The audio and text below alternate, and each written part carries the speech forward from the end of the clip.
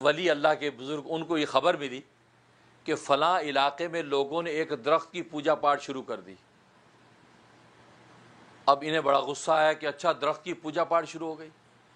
اور یہ واقعہ میرے دادا پیر قطب العالم حضرت شیخ الحدیث مولانا محمد زکریا کاندھلوی مہاجر مدنی قدس سرہ انہوں نے لکھا ہے۔ انہوں کو لاڑا اٹھایا اس بزرگ نے اور وہ درخت کاٹنے چل دی۔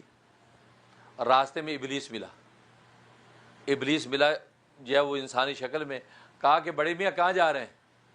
کہا کہ وہ درخت میں کاٹنے جا رہا ہوں، وہاں شرک ہو رہا ہے، لوگ جو ہے وہاں سجدہ کر رہے ہیں، اس درخت کی پوجا پاٹ کر رہے ہیں۔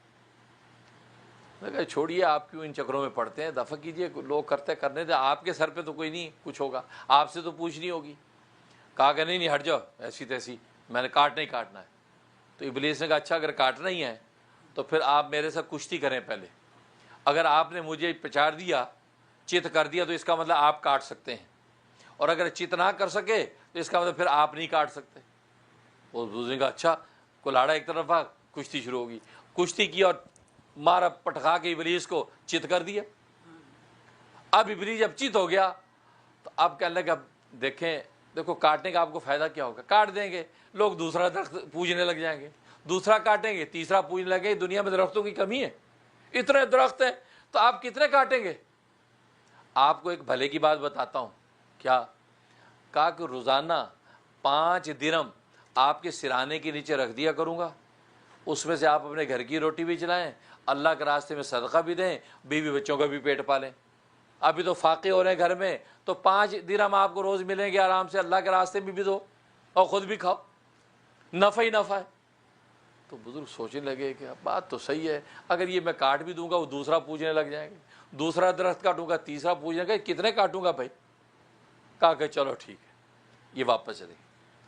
اب یہ سوئے، صبح اٹھے سرانے کی دیکھا 5 درم پڑے تھے، بڑے خوش ہوئے، 5 درم لیے، اس میں سے 2 اللہ کے راستے میں دیے اور 2 جو ہے وہ انہوں نے اپنے ضروریات میں استعمال کیے، اور 1 محفوظ رکھا کہ چلو آڑے وقت کام آئے گا۔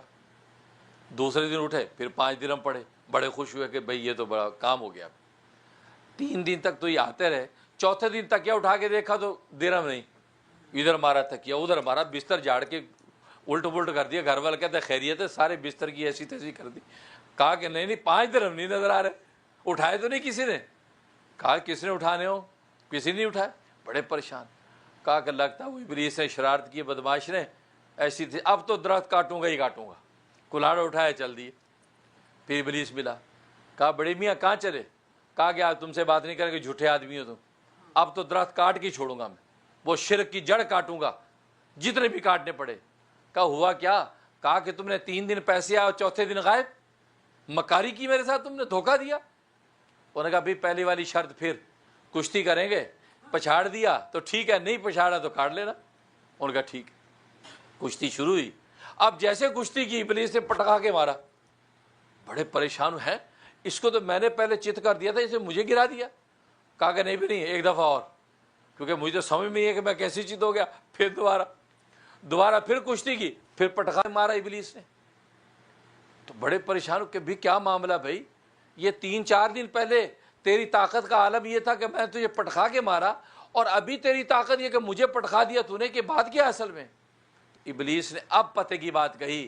ابلیس نے کہا بات اصل میں یہ ہے کہ پہلے جب تو کاٹنے آ رہا تھا تو اخلاص کامل کے ساتھ کاٹنے آ رہا تھا، اخلاص کامل، اللہ کے علاوہ تجھے کچھ نظر نہیں آ رہا تھا، تو اخلاص کامل کی وہ طاقت تھی کہ تو نے مجھے پچھاڑ دیا۔ لیکن اب تو جو کاٹنے آ رہا ہے، اخلاص تیرا کامل نہیں رہا، 5 درم بیچ میں گھوم رہے ہیں، وہ کامل نہیں رہا۔ جب کامل نہیں رہا تو اخلاص کی طاقت تیری کم ہو گئی، اور میں تو جہاں اخلاص کی طاقت کم ہوتی ہے اس کو پچھاڑ دیتا ہوں، اس لیے میں نے تجھے پچھاڑ دیا۔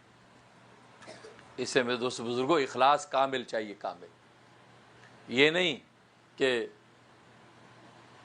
وہ ہے نا خدا بھی رہے، وہ خدا بھی رہے وصال صنم، ادھر کہہ رہے نہ ادھر کے رہے، خدا ہی ملا نہ وصال صنم، کہ اگر اخلاص کامل نہیں ہوگا تو نہ خدا ملے گا اور نہ جو ہے وہ صنم ملے گا۔ ہاں ایک اللہ کے جب ہو کر خالص اللہ کے لیے جب عمل کو کرو گے تو یہ اخلاص کامل کے ساتھ ہوگا، اس کے اندر طاقت ہوگی، اسے اخلاص کامل کی شرط۔